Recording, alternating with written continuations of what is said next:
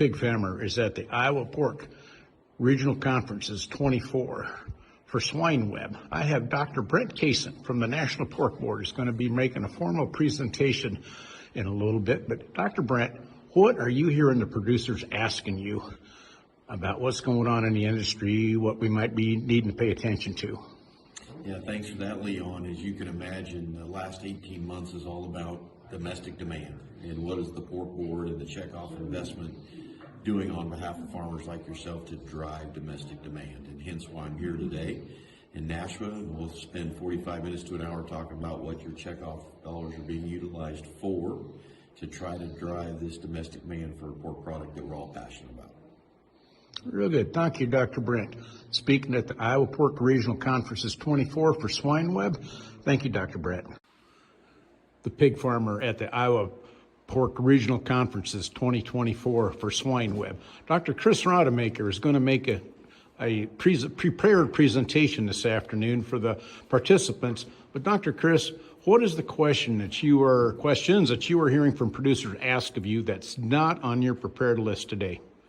Yeah, I think for us, I'm talking about a lot of stuff today. So I think probably most of the stuff that I'm getting today, still just a lot about FAD preparedness. We're really trying to focus on getting people prepared. And I know we're in tough markets today, so that gets pushed down the list. But we're trying to make a push here with U.S. Ship to get everything ready, just in case we ever get. And U.S. Ship is? Oh yeah, that's the U.S. Swine Health Improvement Plan, right? Swine Health Improvement. Our first unified effort to really have a program that was modeled after the National Poultry Improvement Plan.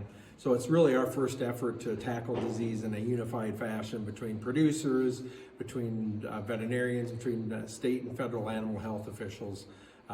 So it's a plan that we're trying to get producers. It's a voluntary sign-up program, but it's one that the USDA is pushing towards codification into the National Register. So it's an opportunity really to kind of help draw our own plan on how we respond to a foreign animal disease event. So we've got good sign-up so far. We've got about 70% of the sows in the U.S. Signed up, 60% of the growing pigs.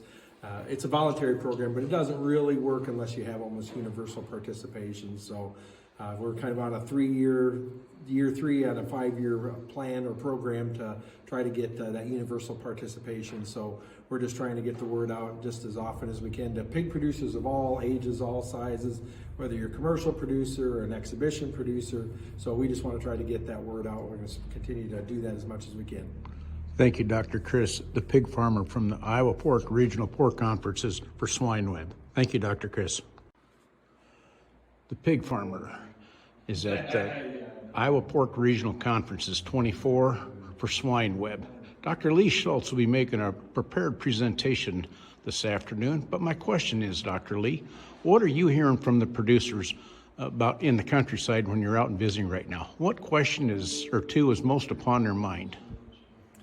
Well, I think it's really about the both short-term and long-term outlook when we think about the economic situation pork producers have been facing. Really, when you look over the last year plus, it's been some of the most challenging times they've ever seen. So it's about, how are we going to get through the next several months, and then as we look into the summer and some possible profitability return into the industry, how do we maybe capture those profits, and then where do we see the next 6 to 12 months going? I think as we look at where current conditions are, we know that hog prices have been improving, especially since the beginning of the year. Costs have started to stabilize. So I think you can look at maybe 2024 as a bit of the industry stabilizing and we're starting to see conditions turn. So I think really understanding how do we put ourselves in the best position as we start to see some profitability return to the industry and make the most of it. Dr. Lee, were you thinking we're going to see some fallout where there's going to be some of us not here at this time next year? I think we're seeing ongoing changes when you think about the structure of the industry. You all know we just got the Census of Agriculture data last week, and that showed, overall nationally we've lost between 5,000 and 8,000 hog farms, and that's dependent if you look at inventory or if you look at sales when you think about farms. And here in Iowa, it's about 400 farms. So I think we're going to see some of that ongoing structural change that we've seen over the years. But certainly when you think about, how conditions, have been very tough for producers, I think that's where we really start to get a bit of a gut check and look at, how do we set our operations up for these tougher times and be able to sustain through it.